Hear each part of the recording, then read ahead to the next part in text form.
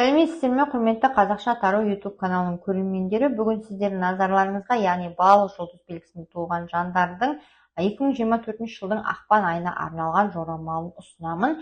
Осы ақпан айында не болады, не өзгеріс болуы мүмкін, сіздер үшін сол туралы қарап айтатын боламыз. Міндетті түрде каналға тіркеліңіздер, өздеріңіздің пікірлеріңізді қалдырыңыздар. Жеке сұрақтарыңыз болатын болса, немесе жылдық жорамалыңызды, өзіңіздің жұлдыз белгіңіздің жылдық жорамалын көргіңіз келсе, маған WhatsApp номерге жазыңыздар. WhatsApp номер осы видеоның астында қалдырылатын болады. Және де достар, сіздерге айтатыным, маған қолдау көрсеткілеріңіз келсе, міндетті түрде каналға тіркеліңіздер, және де жақсы пікірлеріңізді қалдырыңыздар. Қолдауларыңызды күтемін, лайк басыңыздар дегендей. Сондай-ақ сіздердің көрсеткен қолдауларыңыз ол маған тіркелгендеріңіз. Ал енді бастайық, 5 карта шығарамыз, 5 картаны талқылап айды жорамалдаймыз. Жылдың соңына дейін 100 000 көрермен болса қуанып қалар едім.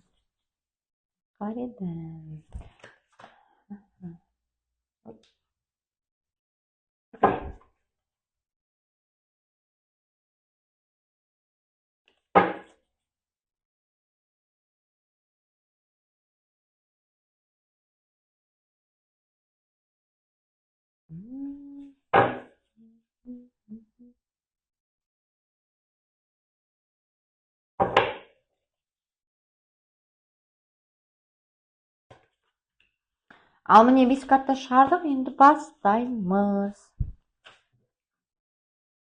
Опа.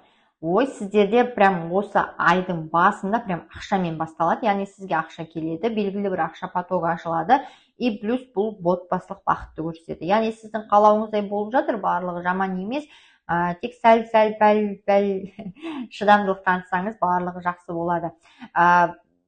Вообще ай өте керемет басталайын деп тұр. Өте керемет. Сізге қолдау көрсететін жандардың бар екенін көрсетеді. Сіздің поддержкаңыз бар, иә, мықты. Сіз қандай жағдайда болмасаңыз да сізді қолдайтын, сізге көмектесетін жандар бар. Отбасылық бақыт, ақшадағы тұрақтылық, табыстағы, яғни сіздің өзіңіздің ұнайтын жұмысыңыз бар немесе сіз өзіңіз ұнайтын жұмысқа тұрасыз дегендей. Сезімдегі тұрақтылық, бұл отбасындағы құндылықтарды сақтауды білдіреді, және де сіздің байланысыңыз, жақын адамдарыңызбен байланысыңыз одан сайын нығая түседі. Және де бұл карта бойынша белгілі бір жетістіктерге жетуді көрсетеді. Біреулер тіпті тұрмысқа шығуы мүмкін, өте сәтті тұрмысқа шығады, немесе үйленеді. Бұрынғы істеген жұмыстарың, прям осы айда болмаса да келесі, бұрынғы істеген жұмыстарыңыз үшін осы айда сіз не істейсіз, өзінің табысын, өзінің соның нәтижесін көресіз, яғни ақшасын қайтарады біреулер, сізге қарыз адамдар болса ақшасын қайтарады дегендей, сондай. Біреулерде тіпті кішігірім атаққа ие болуы мүмкін, яғни сізді біреулер мақтайды, қолдайды деген сияқты, сондай қамтылған өмір, отбасылық тұрақтылық, және де бұл тағы да мысалға сізге ата-анаңыз ақшалай көмектесуі мүмкін да, и мысалға материалдық құндылығыңыздың артуына өздерінің әсерін тигізеді. Немесе сіздің күйеуіңіз сізге ақша береді көп суммада. Әркімде әртүрлі ғой енді. Солай. И бұл бойынша денсаулығыңыз жаман емес, дегенмен де бір айтатыным, мысалға сізде отбасыңызда белгілі бір адамның бір жері ауырған болса, дәл сол нәрсе сізге берілуі мүмкін. Сондықтан да сондай нәрселерден, сондай жағынан шамалы мұқият болыңыз, денсаулығыңызға тым қатты өзіңізді қажытып жібермеңіз. Солай. Ақылмен шешу болады, сізде барлық нәрсені ақылмен, байыппен, сабырмен шешу болады. Тұрақтылық, мінезіңізде де тұрақтылық білдіреді. Яғни бір эмоцияға беріліп, бір ашуға беріліп, ондай болмайды. Ашуға беріліп, ондай болмайды. Жұмыста да бәрі жаман емес, жақсы болып жатыр. Үйде де жақсы болып жатыр. Сондай. Енді келесі, яғни бұл картада көріп тұрсыздар, айдың мүмкін екінші 10 күндігінде, или болмаса екінші аптасында болатын жағдай болуы мүмкін. Бұл карта адамның жұмысының көп болуын білдіреді. Яғни сізде белгілі бір жүгірістер болады, ол жүгірістердің кейбір деңгейде кейбір жерлерде негізсіз болуы мүмкін, немесе нәтижесіз болады. Мысалға, жұмысқа сіз резюме тастадыңыз, резюме тастаған, яғни түйіндемеңіз жіберген жұмыста жалғыз сіз емес, бірнеше адам, тіпті одан да көп адам тұрғысы келеді. Сондықтан да бұл жерде соперничество, яғни бәсекелестік болады. Әр ісіңізде бәсекелестік, сондай спор, яғни келіспеушіліктер, пікірталастар болуы мүмкін, сөзге келіп қалу деген сияқты болуы мүмкін. Яғни сіз өзіңіздің позицияңызды қорғау деңгейінде боласыз, сіз сол дүниеге лайық екеніңізді көрсету деңгейінде боласыз. Конкуренция, мықты бәсекелестік болады. Және де түсініспестіктер. Мысалға, жүгіріс болады, кейбір дүниелерде әрекетіңіз мүлдем нәтижесін бермейді. Бостан-бос жүгіріс болуы мүмкін. Бұл карта енді сондайды білдіреді. Күрес, біреудің жүрегі үшін күрес, бір адамның, әркімде әртүрлі ғой. Сондықтан да өзіңізді немесе махаббатыңызды дәлелдегіңіз келе ма, вот сондай сияқты. Енді біреуге, білмеймін, енді өйтіп біреуге махаббатын дәлелдеудің қажет жоқ сияқты. Егер ол адам сізге қарай көңілі болса, ол дәлелдеуді де қажет етпейді ғой. Солай. Денсаулығыңызға мән беріңіз, себебі денсаулығыңызда, яғни инфекциялық дүниелерден сақ болғаныңыз дұрыс. Мысалға, тұмау тигізіп алу деген сияқты, ол асқынып кетуі мүмкін, или тағы да одан да күрделі жағы. Енді Құдай сақтасын, бірақ енді сондай сияқты сақтанғанда Құдай сақтайды деп сақтанып жүргеніңіз дұрыс шығар. Травма алып қалудан сақ болыңыз, машина, көлік айдаған кезде де сақ болыңыз. Спорттық түрлермен айналысатын болсаңыз, тіпті мұқият болғаныңыз дұрыс болар. Белсенділіктер болады, былайынша белсенді боласыз, дегенмен де кейбір белсенділік негізсіз болып, бостан-бос энергияңыз, уақытыңызды жоғалтып алуыңыз мүмкін.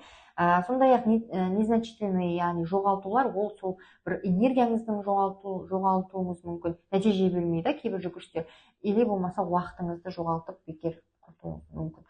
Енді үшінші карта, бұл біріншіден старший аркан, яғни негізгі аркандардың бірі білдіреді, және бұл карта өз алдына өте жақсы карта. Мен өзім сондай бір жақсы көретін карталардың бірі, себебі бұл картада көрсетеді үміттің пайда болуы, үміттің үзілмеуін көрсетеді. Мысалға, сіз бір нәрседен үміттеніп жүрген болсаңыз, немесе үмітіңіз үзілейін деп жүрген болса, қайтадан жаңғыра бастайды ғой үмітіңіз. Яғни біреуге көңіліңізді білдіріп жүгіру, яғни одан взаимный отношениені күтесіз. Яғни ол да сізге өзінің ниетін, көзқарасын өзгерте бастап, ниетін білдіре бастайды. Бұл карта өте жақсы карта. Қараңғы түнектен бір жарық сәулесін көргендей болады. Шығармашылықпен айналысуға өте қолайлы карта. Сәттілік серігіңіз болады. Қиындықтардың барлығын жеңуге мүмкіндік табыла бастайды, жол ашыла бастайды, қарыздардан құтылуға мүмкіндік болады, және де жолыңыздың ашыла бастауы, біреудің жаңағы признаниясын көру, есту, яғни сізге деген көңілін білдіруі мүмкін, немесе сіздің жұмысыңызда еңбегіңізді бағалай бастайды, бағалап қолдауын көрсете бастайтындар болады, егер махаббатқа қатысты болмайтын болса. Шығармашылық, яғни даму мүмкіндігі бар сізде, жаңадан дүниелерді бастауға мүмкіндік болады, кәсібіңізді кеңейтуге мүмкіндік болады, өз-өзіңізді дамытуға мүмкіндік болады бұл айда. Яғни сіз неге мен осылай қалып қоюым керек, мен дамуым керек, мен көруім керек деген сияқты өзіңізде де ой пайда болады. Яғни бұрын ренжіп, көңіл күйіңіз болмай жүрген болса, бұл айда сәл көңіл күйіңіз көтеріліп, жақсы жаққа ойыңызды бұруға тырысатын боласыз, жақсы жағдайға қарай бет бұрасыз. Бір сәттілік серігіңіз болып кетеді, бір бақытты бір жағдай болып кетуі мүмкін. Бір жерде жолыңыз болып кетіп, біреу сіздің сөзіңізді сөйлеп деген сияқты, қолдау көрсетіп деген сияқты болады. Денсаулығыңыз егер сыр берген болса, бір жеріңіз ауырған болған болса, жазылу, жақсару, денсаулығыңыздағы тұрақтылықты көрсетіп тұр. Бақытты болу, және де жақсы жаңалықтың келуі, сізді қуантатын жақсы жаңалық хабар келуі мүмкін. Немесе белгілі бір дүниелер сіздің есебіңізге қарай өзгереді. Ай, енді қараңыз, біріншіден айтатын болсам, ай сізді бос жіберіп жібереді, бір жерде еркелетіп алады, бір жерде қысып алады, бір жерде қинайды, бір жерде қуантады, көтеріп тастайды. Енді сондықтан да қолды бос ұстауға болмайды, жіберуге болмайды. Сізде тағы да айтатыным, сіздің тұрақталады жағдай бір жоқ дегенде 1-2 айдан кейін ғана тұрақты болуы мүмкін, бірақ бұл айда емес. Сіз осы айда тұрақталама десеңіз, жоқ, ондай болмай жатыр. Енді бұл карта, 4-ші карта вообще эмоционально әлсіреуді білдіреді. Значит, сіздің айдың аяғына қарай эмоциялық тұрғыда белгілі бір деңгейде көңіліңізді бір нәрсе мазалайтын болады. Ол әртүрлі деңгейдегі нәрселер, бірақ көбінесе материалдық тұрғысынан сізді қысуы мүмкін. Материалдық тұрғысынан қысуы мүмкін, және сол нәрсеге сіз қанжыласыз, яғни уайымдайсыз, ренжисіз, неге солай болып тұр деген сияқты. Тіпті ондай жағдай болмаған күннің өзінде сіздің ішіңіздегі уайым болуы мүмкін. Яғни ақша бар деген күннің өзінде де сізде сол қажетті деңгейде болмай жатыр. Сол нәрсе ренжітіп тұр. Немесе алғыңыз келіп тұрған дүниеге әлі қолыңызды жеткізе алмай тұрғаныңыз ренжітіп тұр, Сосын ақша біреуге қарызға беруге бұл кезде болмайды, мүлдем болмайды.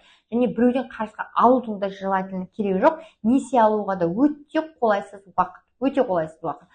Бұл айдың 15-нен кейін болатын жағдай сияқты. Яғни сол 15-нен кейін немесе аяғында. Солай. Себебі сіз егерде қарызға ақша алатын болсаңыз, немесе кредит алатын болсаңыз, несие алатын болсаңыз, төлеу өте қиынға соғатын болады. Немесе біреуге қарыз берсеңіз, ол қарызды қайтара алмай қалуыңыз да мүмкін. Солай. Тағы да айтатыным, денсаулығыңызға мықты болыңыз. Егер бір жеріңіз ауырған болса, бір жеріңіз ауырып қалатын болса, немесе күтінбеген болсаңыз, өте асқындырып аласыз денсаулығыңызды төменгі деңгейге дейін, И плюс өте көп ақша керек болатын болады. Емге өте көп ақша керек болады, көп энергия керек болатын болады. Сондықтан да өз-өзіңізді күткеніңіз дұрыс болар, әрине. Солай. Денсаулығыңызға плюс ақшаңызға мұқтаж болыңыз, ойларыңызбен бөлісудің қажеті жоқ, және де біреуге алданып қалудан сақ болыңыз, мүлкіңізден айырылып қалудан сақ болыңыз. Жайдан жай көзіңізді жеткізбей біреуге ақша беруге болмайды. Мысалы, көмектесем бір нәрсе деген сияқты сөздеріне сеніп, ақша беріп, ол кейін ол ақшадан қайтпайды, ол көмекке келмейді, сондай болып қалуы мүмкін. Уайым бар, сізде мықты уайым болады, қалай не істеймін, қалай әрекет етсем екен, мына мәселені қалай шешсем екен деген сияқты ойлар болады, сізді мазалайды. Депрессияға түсіп кетуден аулақ болыңыз, күйзеліске түсіп кетпеңіз, потому что кейбір мәселе, кейбір уайым негізсіз болуы мүмкін. Мен сізге ескертемін. Себебі бұл уайым, мысалы, мен айтам, уайымдай бергеннен ештеңе өзгермейді. Яғни сізге әрекет ету керек, или болмаса сәл күту керек, потому что сондай бір уақыт өзі. Түсінесіз ба? Сізде мүлдем жаман деп айта алмаймын жағдайыңызда, жақсылықтар бар, но сізге әлі ол нәрсенің өзі аз болып тұрған сияқты, Сізге бір үлкен нәрсеңізге жетуге әлі тез жеткіңіз келеді, тез болған қалайсыз, но олай болмай жатыр. Түсінесіз ба? Ол болмай жатыр әлі, это не значит, что болмайды мүлдем. Жоқ. Тек күту керек. Бұл айда сәл уайымға берілесіз, депрессияға берілесіз, тіпті кейбір деңгейлерде әрекетсіз жатуыңыз мүмкін, бір негізсіз бір дүниелер болып деген сияқты. Сондықтан көп өзіңізді қинай берудің қажеті жоқ. Немесе өзіңізді уайымдап, денсаулығыңызды құртып алуыңыз мүмкін, ұйқысыздыққа ұшырауыңыз мүмкін, Сондықтан да одан ешқандай плюс таппайсыз. Түсінесіз ба?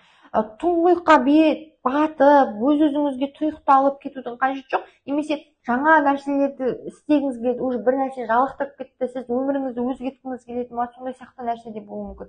Тұратын жеріңізді өзгерткіңіз келе ма, сондай нәрсе болады. Бір рутинадан шыға алмай қалған сияқты сезім болады сізде. Не істесем екен, мен бұл нәрсені қаламаймын, басқа нәрсе істегім келеді, басқа кәсіп бастағым келеді деген сияқты ойлар да пайда болады сізде. Но әзір емес, асығудың қажеті жоқ. Түсінесіз ба? Бұл айда тіпті тұра тұрыңыз. Бұл айды шамалы күтумен өткізіңіз, сосын кейінгі айдан уже көре бастайсыз. Тіпті болмаса 2-3 айда көресіз. Бола бастайды, Солай, денсаулығыңызға абай болыңыз. Сосын бір нәрселерде сізде қорқыныш бар. Бір нәрсені жоғалтып алу, бір нәрседен айырылып қалу, біреуді ренжітіп алу, немесе тіпті ренжітіп аласыз да, соны қалай өзіңізге қаратасыз, қалай кешірімін аласыз деген сияқты да ойда болуы мүмкін.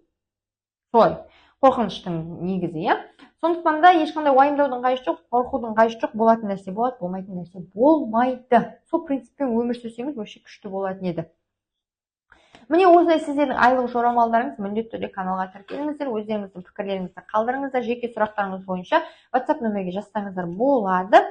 Айда депрессияға түсіп кетпеңіздер. Бір айтатын, депрессияға, күйзеліске түсіп кетпеңіздер. Ай сізде жаман емес, ақша бірде бар, бірде жоқ болуы мүмкін, или болмаса сіз бар ақшаны шашып тастайсыз да артынан дымсыз қалуыңыз мүмкін. Ол уже өзіңіздің кесіріңіз болады, иә. Сондықтан да кейінгі күнге де сәл тиын алып қойған дұрыс шығар, әрине. Сол кезде барлығын ойланып, дұрыс экономдай білсеңіз, өте керемет болар еді. Үмітіңізді үзбеңіз, барлығы жақсы болады. Сізде мүлдем жағдайыңыз жаман емес, просто бір сондай уақыт болып тұр, иә. Бір шәл күйзеліске түсетін, немесе шәл кризисный уақыт болып тұр. Міне осындай, келесі кездескенше сау болыңыздар. Сіздерге тек қана жақсылық пен сәттілік тілеймін.